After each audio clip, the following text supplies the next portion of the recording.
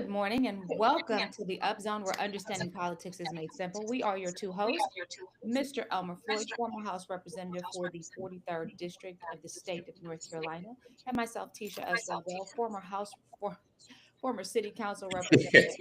It happens every I time. knew you would try. I knew you would try to get my job. It happens I every single no, time.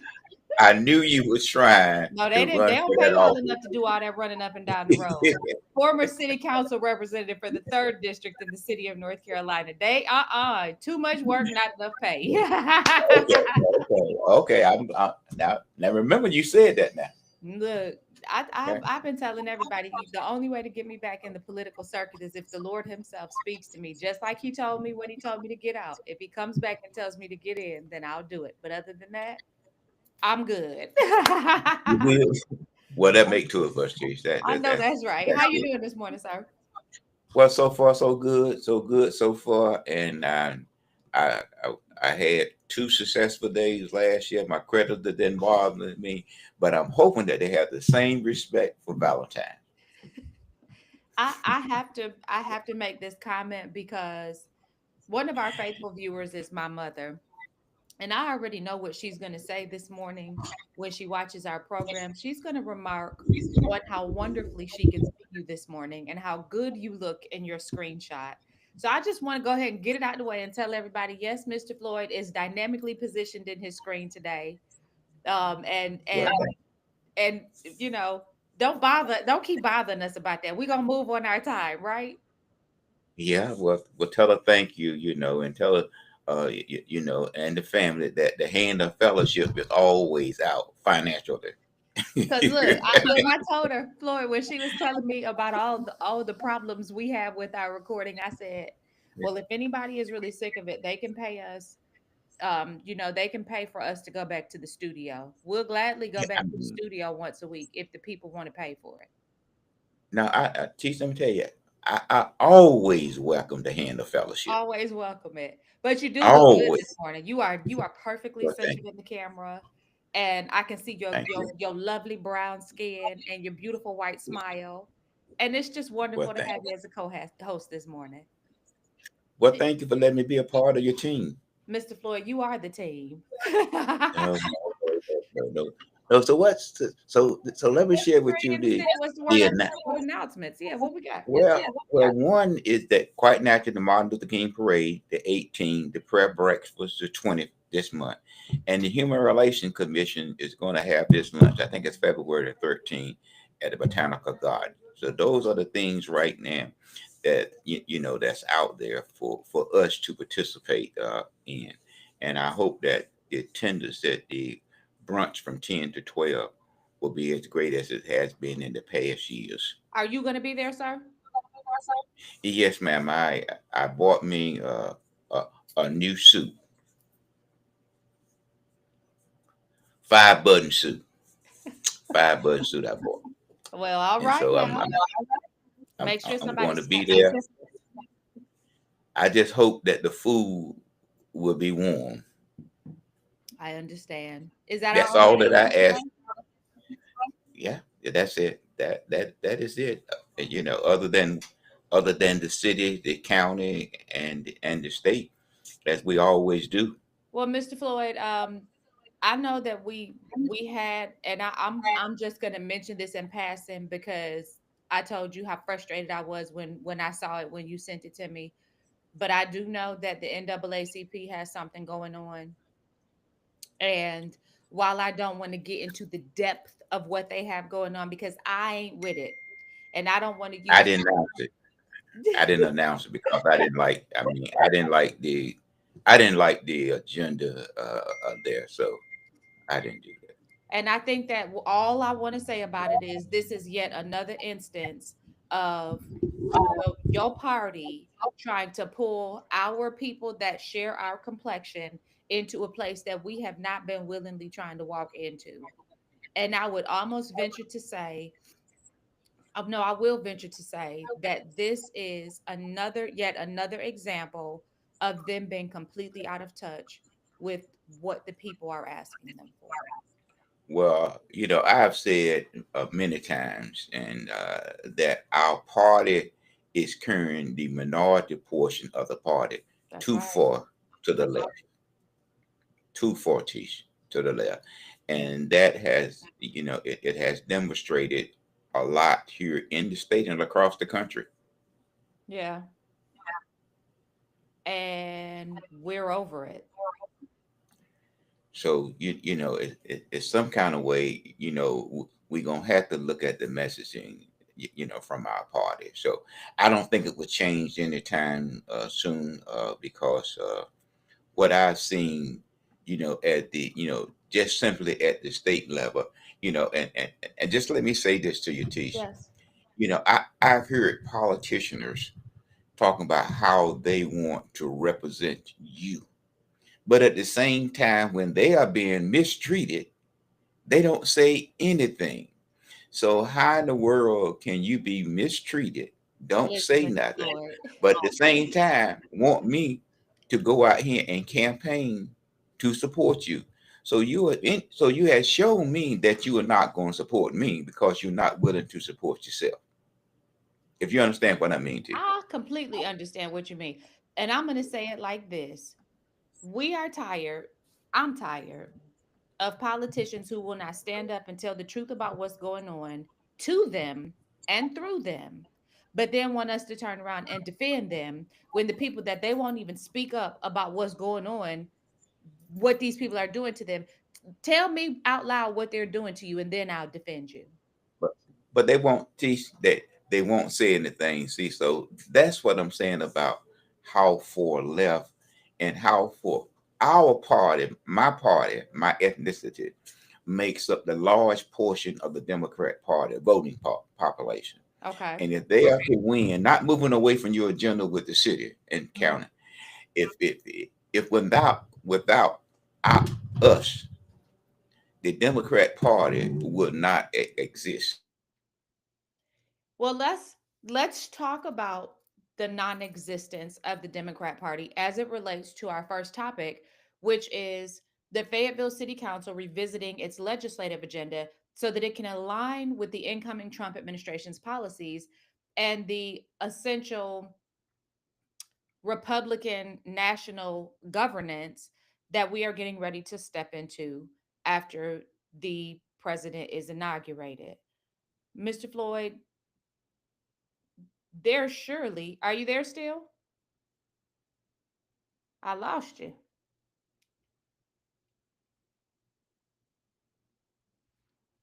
I think you might be changing your device. I didn't gave you all these kudos. Let's see.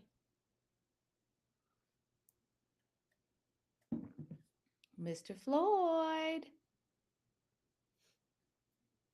You all hold on. Give us just a moment.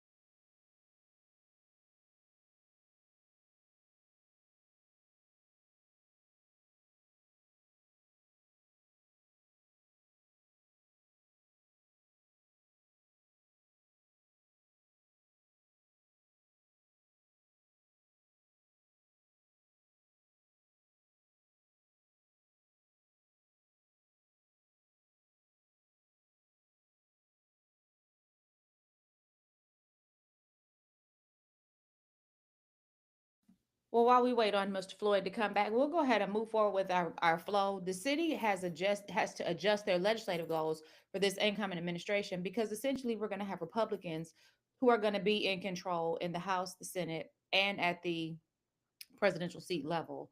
Based upon this, the council aims to secure federal support for local priorities, including transportation, infrastructure, housing and community development, public safety, and economic development. However, they have to shift direction in how they go about this because how you speak to a Democratic caucus is much different than how you speak to a Republican one. Essentially, a set of policy, a legislative agenda, just for the purposes of our audience understanding, the legislative agenda is a set of policy goals and funding requests that a government body seeks to advance through legislative action. It should be essentially the top priority of the Fayetteville City Council. This is Mr. Floyd calling. Hang on just a second. Hello, sir.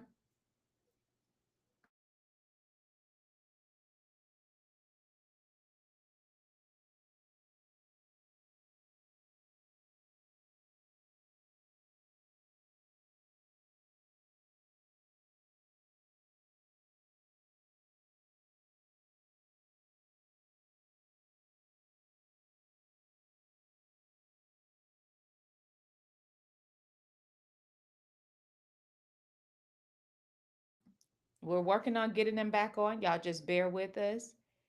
And like we said earlier, if you really want us to go back to the studio, we are accepting contributions toward the cost of that. We'd be happy to apply your contribution toward the cost of that.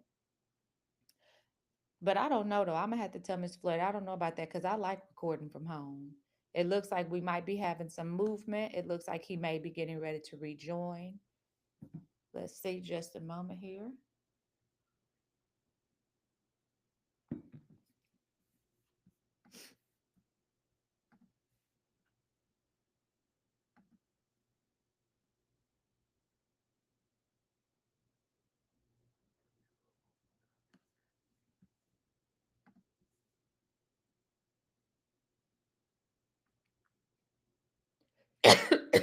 Excuse me.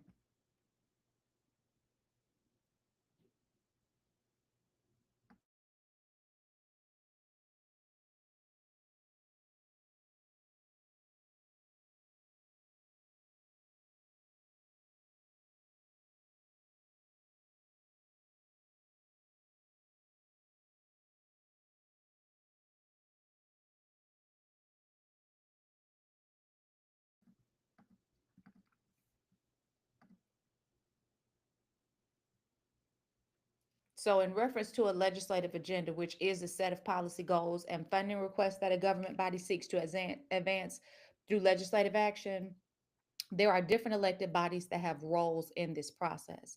One of the elected bodies, the one that we're focusing on today, is the Fayetteville City Council. And again, this should be one of the top priorities for the Fayetteville City Council. They are responsible for setting the city's legislative priorities and for advocating for them at the state and federal level. So when we see work moving forward from our council, they should be setting policy. A lot of the things that we see happening over the years don't reflect that commitment to policy setting. This most certainly does. Welcome back, Mr. Floyd.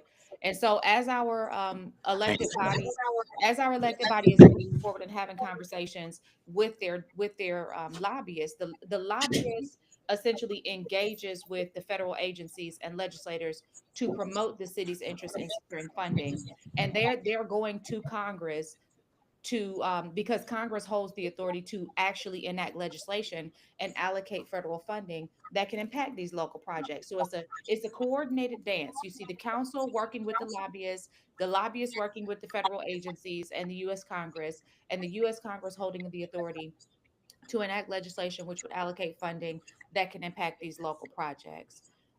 Basically, the city council is going to elaborate with the lobbyists to effectively communicate our needs here in the city to federal agencies and Congress, seeking to influence policy decisions and funding allocations.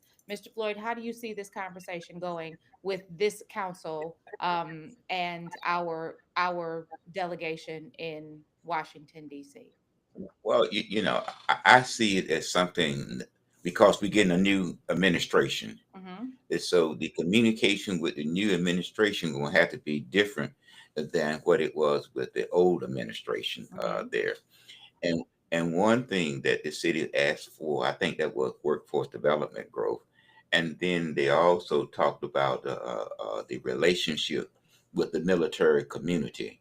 And if I can shift that back to what transpired with the county budget, which does not look good, when the county refused to give $200,000 to the Airborne Museum, and another county commissioner wanted to offer $60,000, and that was rejected. And And you I have a say all Richard of this to Hudson. You say, have a Richard Hudson in Washington D.C. representing our area in North Carolina, and he is very pro-military. And so, and now he has a president who will stand arm in arm with him because I'm sure that they have a relationship predating back to Trump's first term in office. And so what we're going to see is, and if y'all think that the pettiness of politics is reserved for a local level, you are sadly mistaken. If you No. have not demonstrated that you are supportive of your national delegation, if you have not worked with them efficiently over the course of the time, because see, when Biden was in control, a lot of times people may have just bypassed our local delegation in favor of conversations directly with people who had the president's ear. Now that's not possible because we have not demonstrated. Listen, Cumberland County, when we look at the number of votes for these delegates that we sent back to the national level, Cumberland County still is very democratic. And because of that, there's a high likelihood that we won't be at the top of the list for people to be funded and to be favored. Well, Teach, when you look at it, Teach, and you look at our military president and what have been said and communicated at the national level, Fort Bragg, if so, Fort Liberty will play a major role in that. When you're talking about And a they don't need military the presence, state's help to make that happen, right? Because no, Fort Liberty no, has their own no, governance structure. everything. I mean, They when are you're talking self-contained. about, yeah, when you're talking about a engine that drive our state, is it the second engine that drive our state And the with number just about one in our 60, city. yeah, in our community that I think that it's about $263 million that they that Fort Liberty had. But on a statewide basis, it's over $60 billion. And they employ over 540,000 individuals, which pays to the state about $132 million in taxes and another 40 something million in products. So how in the world can you not give them $200,000? Right. I mean, I certain things are just a no brainer. In the legislature, we say sometimes you just have to hold your nose, Tish. Listen, Okay, and you just cast you the just have to vote. hold your nose. And cast the vote. Yeah, the vote, because like you said, your family has a military tie. My family has military tie, and those people that work in government also come from the military. So when they look at you, those person we applied for a HUD grant. This is our third time, Hmm. and they say that we're on the short list. But you could be on the short list or whatever. They look at your community and how you view the community as a whole. And Fort Bragg, with 55 plus thousand military personnel and families not included, $200,000. Me, if I was on the county board of commission chiefs, would have been a no-brainer, and that would have an adverse effect on the city as it began to seek lobbyist support to get financial contribution from the federal government. Absolutely. So let's talk about the implications of our military here locally. We saw an article recently that let us know that a state agency has recommended North Carolina Veterans Home be renovated, not permanently closed. Now, initially, we were being told that this facility was going to be closed down. The North Carolina Department of Military Veteran Affairs has recommended renovating and reopening the Fayetteville State Veterans Home, which was closed in February 2024 due to significant structural deficiencies and health hazards. Mr. Floyd, why would our veterans home in a city with the presence of veterans that we have be found in this type of disrepair? What what Teach, when I was in the memo of the General Assembly, uh, the uh, the Veterans Homeland Veteran Security came up under general government, and they report to us as it relates to funding. In my 12 years on and vice chair, it never came to us with the deficiencies of the veteran home that closed. When we hear from them at the beginning of the fiscal year when we prepare our budget, this was never brought to us All is well, all as is the well. problem. Yeah, it was never brought to to us. And so now what they're saying, which is good, Teach, we have to look at it, that If it's renovated, it would also bring the veterans back. It would also bring in dollars and staff. This is what I'm saying. You cannot be anti. Again, it goes back to a little $200,000 or $60,000. You have to look at the overall total picture. We're talking about veterans, staff, and money.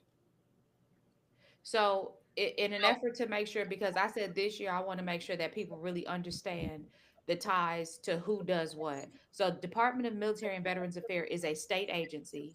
They are It's a state responsible, agency. and they are responsible for supporting military personnel, veterans, and their families, including managing these veterans' homes. As far as Well, your elected well, bodies, as you just noted, the elected bodies that are involved in this are your state legislators. So they are the ones who have expressed the concern over the initial closure, and they're involved in the discussions leading to the decision to renovate the facility. Now, when you talk about appointed bodies, the DMVA, the Department of Military and Veterans Affairs, are an appointed body, and they do conduct evaluations and recommend the renovation. They do recommend the renovation and the reopening of the veterans home. And you also have, which I think is interesting, Mr. Floyd, because we don't mhm. usually think about this. You've got the state construction office who assisted in assessing the facility's condition and renovation feasibility. Can you speak a little bit to who the state construction office is and how they operate? Well, quite naturally, they're going to look at the facility, and then they are going to come back with some type suggestions and recommendation, dollar wise. Who do they fall You know, under? I'm not sure where they fall up under, but I do know that they are going to be part of that recommendation for its funding, and that recommendation would have to be put into this year appropriation budget, which will come up under general government for the renovation of that project. So, what we can recommend to our audience is that they definitely participate in these discussions and track how all of this is going.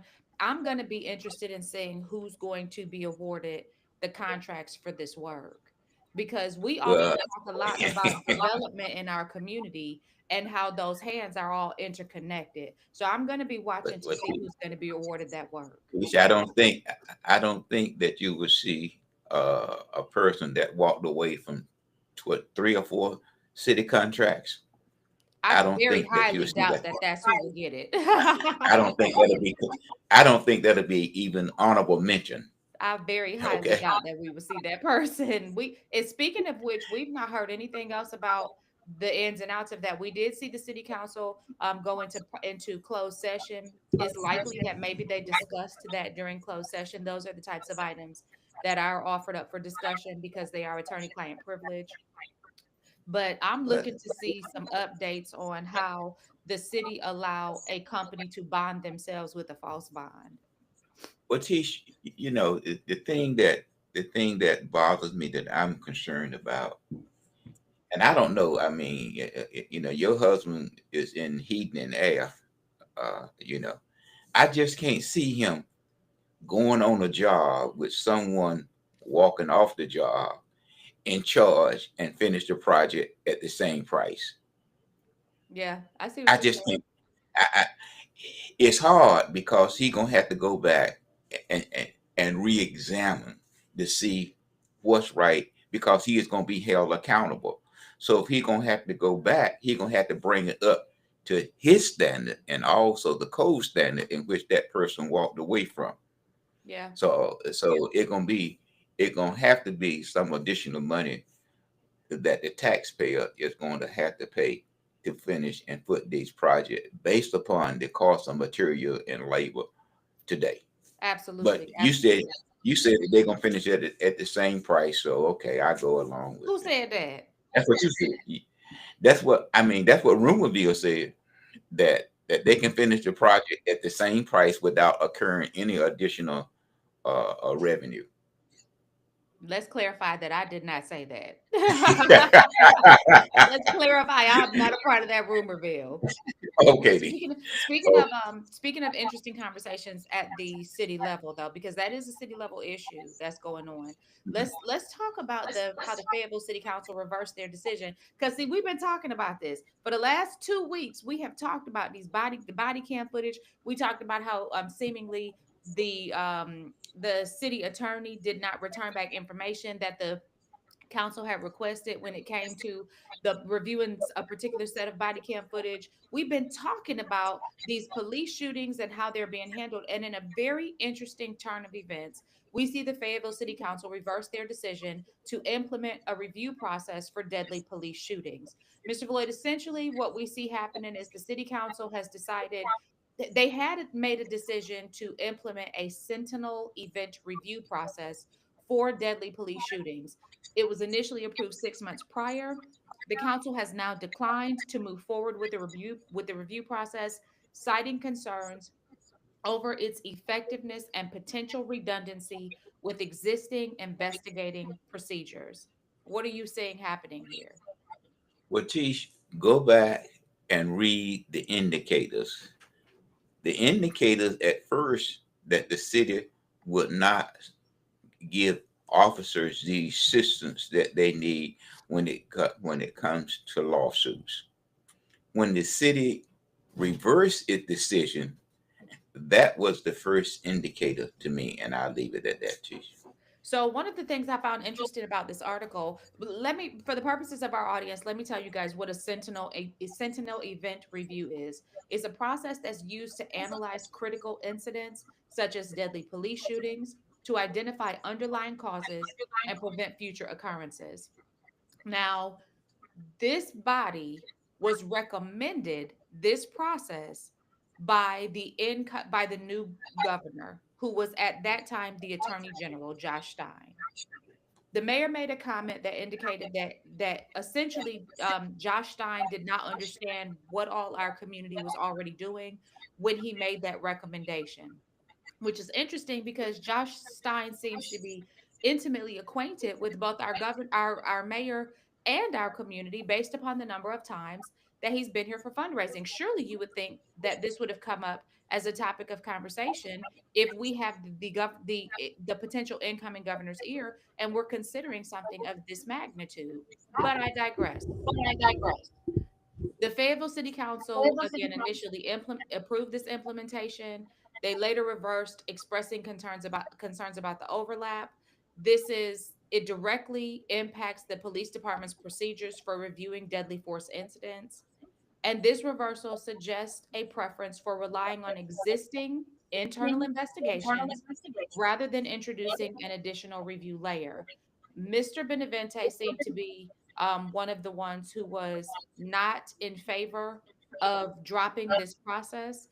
And we also saw two other pieces of legislation come forward that both Mr. Benavente, so Councilman Benavente, Councilwoman Lynn Green, and Councilman Dino Hondros were all in favor of, but the rest of the council was opposed to. Interestingly, you want to move to those two items, Mr. Floyd? Yes. So one of them was, um, give it to me, sir, because I it just flew out of my head just What now. I'm is this the one you're speaking about? Term As limits. yes, term Term limit limits. public funding, and also even number of elections, and I forgot even number of elections, and then staggered. So here's the thing that I think is very interesting. I think that all three of those people have been politicians long enough to know your rule about if you know it's going to fail, why bring it forward, right? But I also, you and I have been politicians long enough to know that sometimes you bring things forward so that the public that may be paying attention can see who is truly in favor of making decisions that are in the best interest of the community versus making decisions that's in the best interest of the council. In this instance, we saw three legislators bring forward legislation, one of whom is a Republican. If I'm not mistaken, Lynn Green is a Republican. Dino Hondros Yes. is an independent. So this is neutral ground. We have a Republican and unaffiliated and a Democrat. joining forces to bring forward potential changes for the structure of the city council. And the other 7 members of council said, nope, don't want to do it. They did not want to discuss entering into term limits. They did not want to discuss staggered terms. They did not want to discuss the shift of from awful. You know the word, Floyd. You say it all the time. Yeah. Well, Keith, let's look at it. Why? The reason Because it why is that changes the balance of power from their well, that's what hands I'm to saying. our hands. That's why they don't want. That's why they don't want to make any changes. When And you have, I I commend mean, it's good Benavente. strategy. It's good strategy. It is. I It's good commend strategy. Benavente Green and Hondros for bringing this forward. I thank them for showing the community who the 7 are on council that want to keep the good old boy system going. And I appreciate the fact that the people who are paying attention to our podcast know that that's what's in fact happening. Geez, when you look at, I think we have a little over 122,000 citizens who are registered to vote in the city of Fayetteville. When you have a voter turnout of less than 16, less than 20%, so that means that incumbent, you know, can bring out their little small base and continue to be in office. But if you change that to even number of years, even number, and that means that you will then also be running during the presidential election. It will require you to do more and to work harder. So so for those seven, Because you'll it's have a to good get, instead strategy. of getting 1,100 votes, you'll have to get 3,000, 4,000. It require more work. Yeah. So by leaving it at the odd number of years, and if you change it to the even number of years, it would save the city money Lots of money. because the city during the odd year would have to put that cost. So, but then again, you had to look at the strategy, Miss Waddell. You had to look at the strategy. And I think Is it's the best interesting strategy? because this work session, and I did not know because I have not been tapping into what the council has been doing other than to just kind of keep myself abreast of the articles as they come out. But this is a recorded, these are recorded now. So if you want to see what they discussed about these items, you can actually go to the city's YouTube page or to the city's website, and you can take a look and see specifically who voted for what they discussed as they were having the conversation, and you can really catch yourself up and find out what's going on. And that's important. That is important. You need to know for yourself what's going on. Now, Mr. Floyd, remember that song? Money, money, money, money, money. So I'm gonna say water, water, water, water, water. And that's and that's and that's money, money, money. Money, I money. mean, So let's talk that's about it at money. the county level. What we got going on with the water, sir? The county under the new leadership has put water as the priority. They also had housing, as part of that, finishing the homeless, and education. But water is which is the priority. And they were talking about the 2 schools in that area that are drinking bottled water.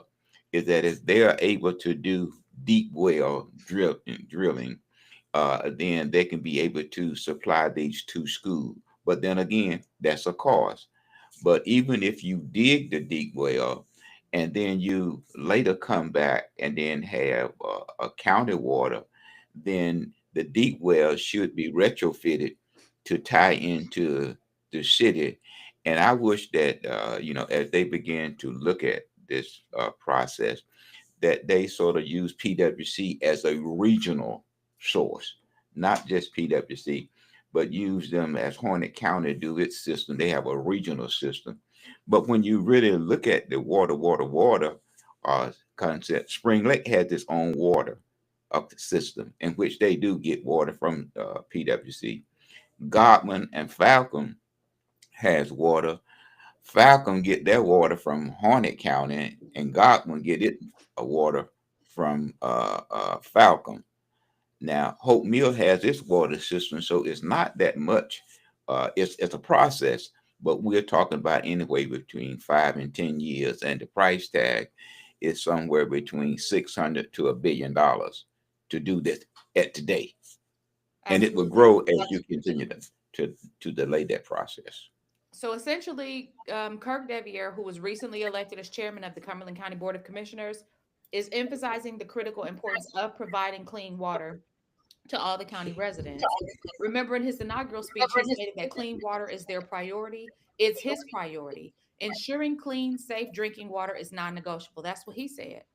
He doubles down on this commitment by expressing an interest to create a water quality task force, which would include county officials, environmental experts, and community representatives who are all dedicated to monitoring and addressing water contamination concerns, particularly focusing on pollutants like Gen X. Gen X has been a big topic of conversation over the last 10 years or so. Gen X is a big deal because DuPont screwed us. They dumped all the crap in our river, and then they just tucked tail and ran and hid behind their money. And now we are all facing the ramifications of this, especially those who are out towards Grace Creek. Now, he advocates for a comprehensive understanding of the county's water needs across residential, commercial, and governmental sectors. We can see his leadership shining through as he's talking about these water concerns. Do you think that he's going to be able to garner the support of the rest of the County Board of Commissioners? Because he already I, came in and there were ruffled feathers because it was my understanding that we had county commissioners, long-standing county commissioners, who were saying, I don't care where he has served before, he's new to us and he should not be the chairman. So when he was voted chairman, it was some people who were allegedly pissed about that, Mr. Floyd, which blows my well, wig back because he's a perfect candidate to serve as chairman. when you look at it, Tish, I can recall, Commissioner Evans that served on the county board of commissioner 3 terms. Okay, didn't make chairmanship until I'm gonna say his last year in office. Until Tony So the came and county was chairman, willing to go against the grain to support him. so the county chairmanship was a revolving door. Yeah, and these women that I'm gonna need y'all to understand when it comes down to going along to get along. When you put a woman that looks like me into a position, do not expect for her to go along and get along. We don't do it at home with our husbands and our children. We don't do it at church with the people that we fellowship with. We are not about to do it at a freaking job. I need for you to understand that we really are creatures for the vast majority of time because of how we have just been treated over the years. We have had to stand on our own 2 feet. And I'm going to say, unfortunately, because we should be as protected as some of these other women in this world. But unfortunately, we have had to stand on our own 2 feet, which makes us very adept at being able to ruffle your feathers and not give a flip flop about it. Well, let me say this to you, Tish. Commissioner Evans was not treated well by his colleagues. Right. Okay, and then Rumorville had 2 things, that Miss Jones was treated worse than Commissioner Yeah, she's not Evans. been treated well. And and then too, Rumorville also had is that when the homegoing service was for her mother, We uh, attended. It's not a yeah, rumor. but We were there. you know, I but didn't no see members of the anybody. county board. I saw county staff. I didn't see any of the Yeah, county commissioners, but I didn't think anything of that because I'm gonna say this. If my mother passed you away while did. I was I'm gonna say this. When I was on city council, if my mother would have passed away while I was on council, I would not have wanted a proclamation from the mayor read because the mayor did not respect my mother's daughter enough to be respectful to me. We don't need a proclamation from you. Additionally, I would not have expected anybody to be there from city council because I made it clear we are not friends. I have a family that supports me. I have friends outside of this board that support me. So I Tish, didn't I can find it weird that understand that, they weren't Tish. there. I can understand that, Tish. But Miss Jones has a different view. Hmm. I Okay, can I mean, I understand that understand what because you're there are saying. other people who are like, I expect for y'all to show up. Yeah, I mean, Yeah. and she expected for them to show up, and when she didn't show up, I mean, that was somewhat. That's Rumorville also. That Yeah. that was heartbreaking to her, but to me, it wouldn't phase me one bit. I did. whether or not they showed up or didn't Right, show up. Floyd, me neither. Because With first the of all, face, this is personal. This is personal. The laying my mother to rest would be deeply personal. And I don't need people that already mistreat me coming to act like you care about me. This ain't the time. In yes, fact, when I was in office, I told my best friend, if anything happens to me while I'm in office, you are at the door and you make sure these people cannot even come in, because we don't need no faking and fronting and people just coming in to see how I well, look dead.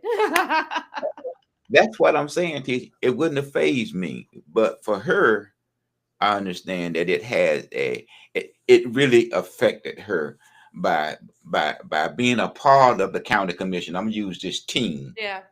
you know, and you But didn't that's the show up. problem. So Therein lies the problem, because I think that what people assume is that when you are a part of an elected body, you become a part of a team. Mr. Floyd, you say this all the time. See, governance is not teamwork. It's collaboration, and it is also the art of negotiation, but it's not yes, teamwork. It's an individual yeah, sport. You are there to represent your constituency, and sometimes that goes along with other people's constituency, and sometimes it directly opposes what other people's constituency need or want. But you are there to represent the people who sent you there. They make it a team sport when they start adding in the politics of it all, when they layer in, are you a Democrat or are you a Republican? Because now they want you to support the team even if the team doesn't support your constituency. well, that's true. I mean, so What? you know, so when she voted for this person, and this person has this agenda. Yeah, and the We question couldn't was, support of it. it was, you're gonna have pull. I mean, it's evidence that there was going to be some pullback because it was a rotation Well, and that we're they getting are Floyd, and we getting ready to see some more changes on that board, because in the next election cycle, I believe that Jeanette Council is going to either step down or is going to have some opposition that will be able to best her out of her seat, because there's something going on that would require, it seems that there's something going on well, that would require that. I think we're also going to see some challengers. We've never really seen challengers come against the likes of that at large seat, but I think we're going to see some additional challengers coming for that at well, large seat. Jeanette and Glenn have never. Well, I don't mean to use the word never 100% has faced challengers, Not and real I do challengers. believe. Yeah. Yeah, I do believe that this upcoming election is really going to have an adverse effect on some of those individuals who are going to run for county board commission that we talked about earlier, with not supporting our military community. When our military community is part of the community, and we want to be a military friendly community and state. And I do think that those persons that may run is going to say that these individuals are not military friendly.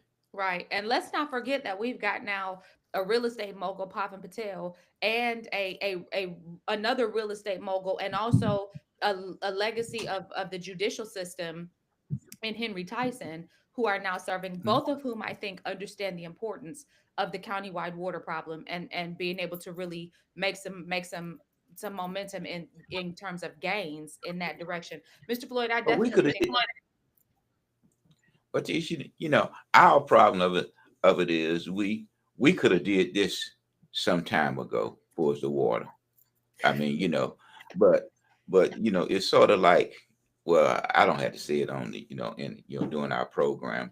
This could have been addressed back in 2014, 16. It could have been addressed, but it wasn't a high priority, nor did other words, we provided great lip services during that particular point in time, because of especially with the politicians. economic growth out that way. Yeah, Politicians are so excellent at what is lip that? service. Excellent at it. Yeah, they provided it. It started, if you can realize, it started back out on 87. I think there's a food line, a McDonald's or Yeah, a yeah, Burger King. It started there when they wanted water. Okay. And they decided that they would develop their own water system yeah. because they could not get water. So, but maybe one day we'll And stop that and speaks realize also that. to the inefficiency of the city and the county working together, because the city could have worked with the county to have prioritized and made this happen. Mr. Floyd, what you And want to bear say? in mind now, Go ahead. no, I think that when we look at the state level, the governor has been sworn in, Oh, that's right. That's and right. he's I almost forgot also, about it. Go ahead. well, he has been sworn in, and he is also from, I think it was House Senate Bill 382, has been stripped of some of his authority, and at that, his 13 cabinet members would have to be approved by the Senate.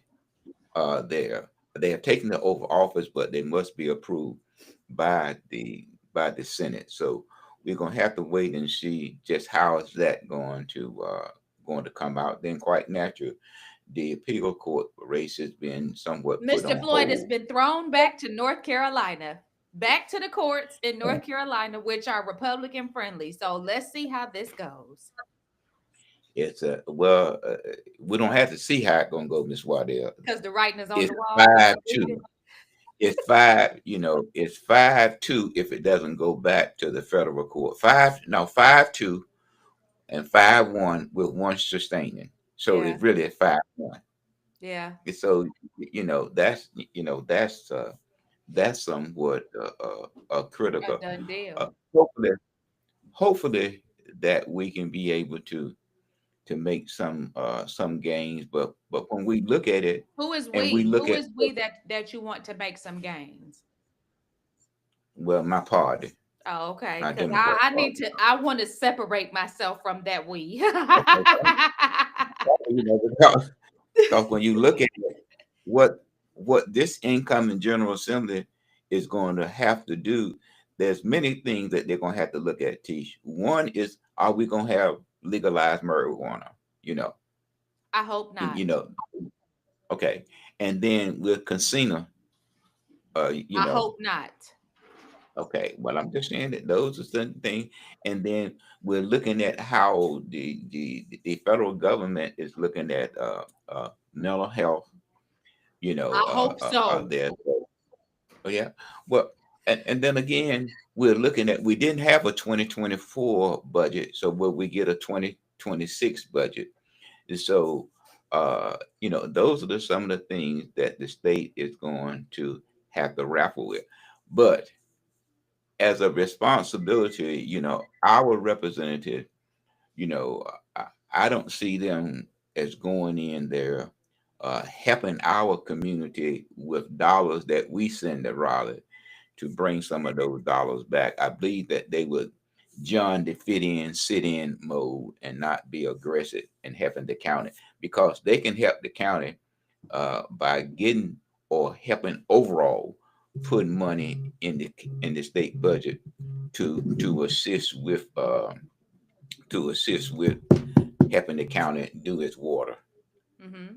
So it's it's just a concern there. So I don't know, Tish, but hopefully that we can be able to do that. Yeah. With our members of our delegation, and that's also including, to help get some money to assist with the building of E. Smith. Now, because it is the county responsibility to do capital project, but going back, as we talked about last year, one of your favorite county city council wanted the city to take over the schools in the city there. Who is that? Uh, I think his name started with an M. Oh, Wanted it to take over the schools because they was upset with the human resource officers that they have to put in an additional $1 million that was not actually budget because the sheriff was 77 sheriff officers, and he needed those officers to be on patrol so he can no longer provide that service. But as we close, one thing that I like to teach about government, we always like to compare ourselves with the big dogs, Charlotte, Raleigh, and Durham. They already provide their city school system with human resource officers. So school it's resource just, officers. yeah. And SRO. so Yeah. Yeah. And so why not just shift them back to the city? And the other thing that this county need from the state is the food and beverage taxes, because that's going to expire this year, and they need that revenue to help pay for their civic center I just told that they are somebody that we going still have a $10 million budgetary shortfall, to my understanding, at the city level that we have to make up. So even though to. taxes went Well, up you got last 3 million. year, You got 2 point some odd million that Mario helped get to what was this community board that he set up, that he got approved, that they're going to hire two people real soon there. So you're not really $10 million if you can appropriate $2 million for this well, program that's not that he true. wants. That's not exactly a truthful statement, because just because you put money somewhere don't mean you still don't have no money. I mean, come on. Would you invest 3 million, $2 million, 2 point some up when you're already short? I mean, Mr. come on, Floyd, Teach. I mean, all I'm gonna say about that is that we should expect, as the citizens of this fine city, that we're gonna have to pay more taxes next year again. Teach. Wait a minute, Teach. Now we have talked about this, Teach. I don't mean to disagree with you. Please prefer more fees. Go with I it. mean, I just okay. Yeah, I more mean, we fees. have gotten away. Yeah, we have gotten away from increasing taxes. We just look at fees. Fee us You're to gonna have to. from here to fee sinky. That's what I'm saying to you. So when you say fees, we don't look at it as taxes, but don't pay the fees and see what And happened to see you. what happens. Okay. What you want to leave our Okay. audience with today, Mr. Floyd? Well, I just hope that those people that we elected, that they want us to speak for them and work with them and elect them, that they really will speak for themselves about the good, the bad, and the ugly, about how they have been treated. Yeah.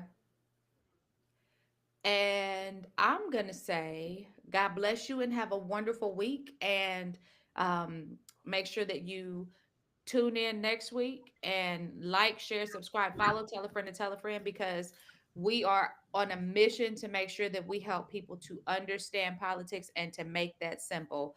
And that's all I've got for you today. So I love you with the love of the Lord. And whether we like each other or not is of no consequence. Isn't that right, Mr. Floyd? Well, I mean, when I see the U.S. postal system come by, I see my name on the bills, Period. so it And doesn't I don't matter see with me. anybody showing up to come and take them out of my hand. So That's it really it. doesn't. Yeah, so it really doesn't matter. I just hope that people will begin to understand how they are being manipulated, and this is one thing that I hope that our program would help them rethink the process of their decision making. Absolutely. You want to tell us about your podcast before I hit this outro? Well, tomorrow we have Representative Cunningham, who was primary on WIDU at 8 o'clock, who was primary by my party in the last election. And last week early this week we had Willingham, Representative Willingham from Edgecombe County, and he could not give a commitment that he could hold the Democrat line as it relates to the voting process going into this session. And Cunningham, Representative Cunningham out of Mecklenburg County, feel the same way, as they have been mistreated. But what I want to say, Teach, also on the Go ahead. program, is that it's just amazing is how the Democrats, minority Democrats, will let a Democrat who is in a strong minority district criticize one of their colleagues, and they don't do anything. I know when I was there, this particular colleague, what I did is because they would get all the money from a certain group. What I did, I just didn't co-sponsor her bills, so I Yeah. don't have to slap you upside the head to because when those lobbyists begin to see that you don't have no sponsors on your bill, they begin to quit funding you. Yeah. So that's how you retaliate. But they allow this person to criticize their colleagues anytime they get ready. So And that's that's just my that. 2 cents. And Thank you. we will catch you on the next episode.